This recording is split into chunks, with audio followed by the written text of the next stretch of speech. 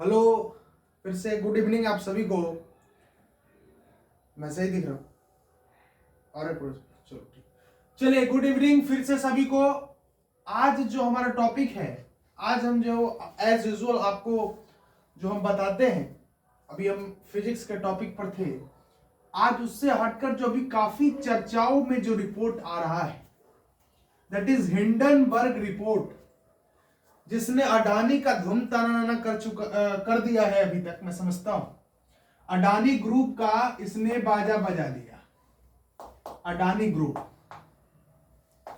ये Hindenburg report, आज पूरा डिटेल से चर्चा करेंगे कि हिंडनबर्ग रिपोर्ट क्या है।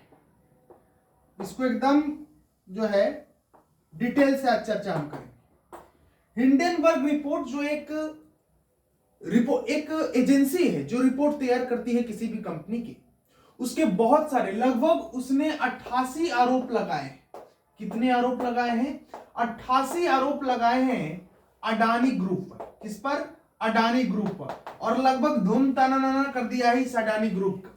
लगभग शेयर्स की इतने भाव गिर रहे हैं, जैसा कि आया था कि पहले दिन लगभग 1 लाख करोड़, अगले दिन 2.25 लाख करोड़, उसके बाद 3.25 लाख करोड़, और आज सुन रहे हैं कि लगभग 6 लाख करोड़ की जो है एकदम उनका शेयर प्राइस गिर रहा है।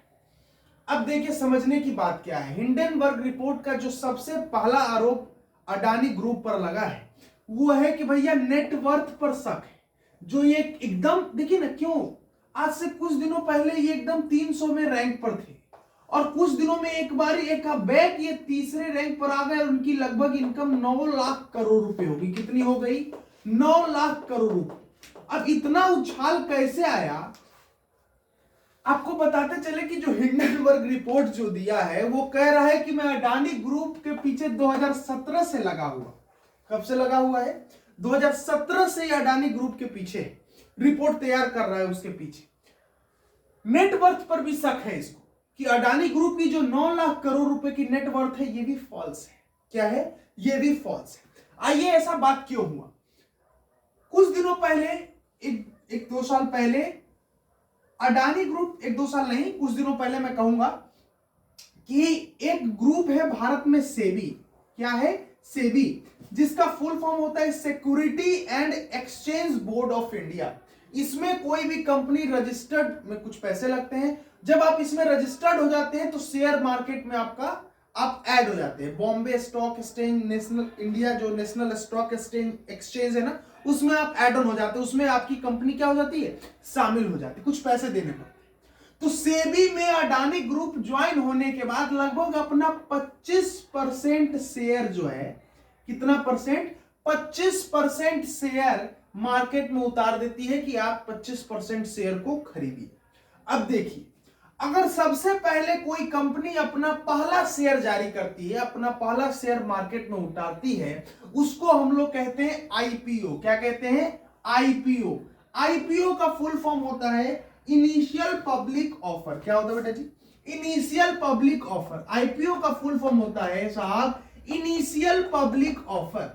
Initial public offer. ये सबसे पहली बार जब कंपनी अपना जो शेयर है जब मार्केट में उतारती है, उसको कहते हैं इनिशियल पब्लिक ऑफर। इसके तहत अडानी ग्रुप ने अपना 25% शेयर बेचने को कहा। ठीक, अब देखिए 25% में क्या हुआ साहब? 25% में 10% शेयर जो है लगभग 74,000 करोड़, लगभग 75,000 करोड़ में किसने लिया? एलआईसी ने लिया। और 10% किसने लिया? एसबीआई ने लिया। समझ में आ रहा है? अभी इस दोनों के भी, ये दोनों भी हक्के बक्के हैं, इनके साथ इनका भी काउंटडाउन शुरू होने वाला है। अब देखिए, कोई भी बात कहीं से अफवाह उठती है, ऐसे नहीं उठती है। एलआईसी कंपनी किसकी कंपनी है? एलआईसी तो सरकार की है, भारत सरकार की। और भारत सरकार से बिना पूछे अडानी के 10% शेयर को 74,000 करोड़ में एलआईसी ने कैसे खरीद लिया? कैसे खरीद लिया? तो इससे पता चलता है, इससे लोग अनुपात लगाते हैं कि भारत सरकार का अडानी पर क्या है? हाथ है। क्योंकि अडानी ग्रुप के 10% शेयर को एलआईसी ने कितने में खरीदा था? 74,000 करोड़ में, जो कि भारत सरकार की कंपनी है। और बिना भारत सरकार से पूछे कैसे खरीद सकती है? समझ में आ रही इतनी बात? फिर से देखिए, और 10% किसने खरीदा? एसबीआई ने खरीदा। अब एक बात बताइए, 20% किसने खरीद लिया? इस दोनों ने लगभग 1.5 लाख करोड़ रुपए हो गए। लगभग 1.5 लाख करोड़ हुआ कि नहीं हुआ? 1.5 लाख करोड़ रुपए इस दोनों को मिला के हो जाता है। तो 20 और 5% अभी भी रह ही गया है ना। 20% तो इस दोनों खरीदा और 5% और कोई खरीदा। वो ज्यादा इंपॉर्टेंट नहीं है, समझने के पॉइंट ऑफ व्यू से मैं कह रहा हूं। तो मान लीजिए कि लगभग 1.5 लाख करोड़, अगर किसी भी कंपनी की वैल्यूएशन 20% 1.5 लाख करोड़ है, तो 100% कितनी होगी? 20 पंचे 100, 15 पचे 75 हुआ, लगभग 8 साढ़े 8 लाख करोड़। तो वही जो 9 लाख करोड़ रुपए बनते हैं, उस पर भी कहा जा रहा है। देखो ना, ये कंपनी जो है भाई, आप समझिए, इस कंपनी का 10% शेयर इसने खरीदा। ये कोई अडानी का पैसा थोड़ी है, जो उसका अडानी का पैसा थोड़ी है, ये तो किसी कंपनी ने इसका शेयर खरीदा है और उसको भी ऐड ऑन करके इसकी जो नेटवर्थ है उसको 9 लाख करोड़ रुपया बता दिया गया। तो इसका पहला कहना है कि इसकी जो नेटवर्थ है उस पर भी शक है। इसकी नेटवर्थ इतनी नहीं है, ये हवाई है, ये बनाई गई है कि नहीं? दूसरा इस पर आरोप है जो इसके ब्रदर है राजेश अडानी। कौन है ब्रदर इसके? हिंडनबर्ग की आरोप मैं बता रहा हूं, मैं अपने घर से नहीं ला रहा हूं। राजेश अडानी जो गौतम अडानी के भाई, और समीर बोरा जो इनके साले साहब है, ये दोनों पर इतने बहुत सारे संगीन आरोप है। इन लोग पर कोयला चोरी का आरोप है, इन लोग पर डायमंड चोरी का आरोप है।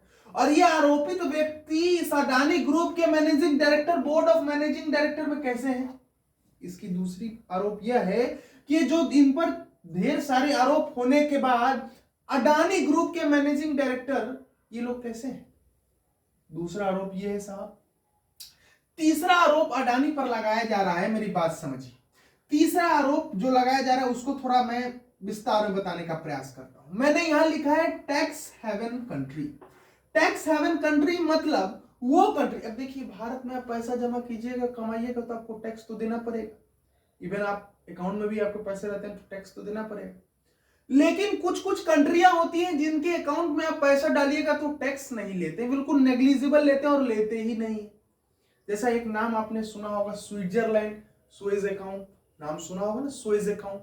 तो ये टैक्स हेवन कंट्री है। टैक्स हेवन कंट्री का मीन्स क्या हुआ? वहां पर टैक्स लोगों को, अगर आप किसी बैंक में पैसा रखते हैं तो टैक्स नहीं लेगा आपसे, और अगर आप वहां से किसी और अकाउंट में ट्रांसफर करते हैं तो जो उसकी डाटा है वो भी लीक नहीं होगी। समझ में आया?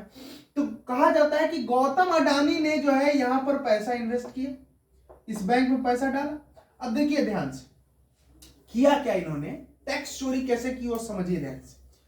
अब मान लीजिए ये कोई कंट्री है स्विस, इसमें इस बैंक में गौतम अडानी जी का पैसा गया, गौतम अडानी जी का क्या गया? पैसा गया, ठीक।